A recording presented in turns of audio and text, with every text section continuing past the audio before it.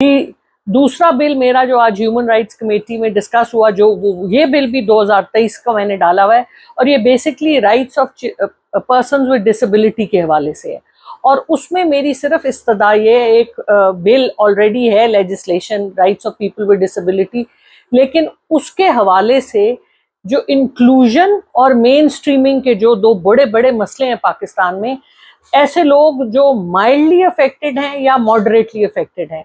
उनके लिए, यानी जो लोग थोड़े से ज़हनी कमज़ोर होते हैं, उनको नॉर्मल स्कूल में, जिस तरह आम स्कूल्स लर्निंग डिसेबिलिटी के बच्चे लेती है,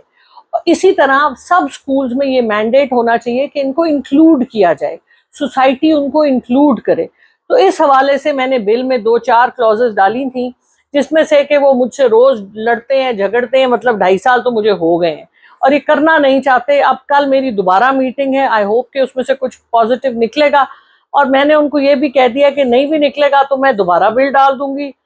बिकॉज ये इस तरह से जहां पब्लिक इंटरेस्ट का काम होता है वहां कोई कुछ नहीं करना चाहता, जहां पर ताकतवर लोगों का इंटरेस्ट होता है वो काम हो जाता है। लेकिन मुझे शुक्रिया अदा करना है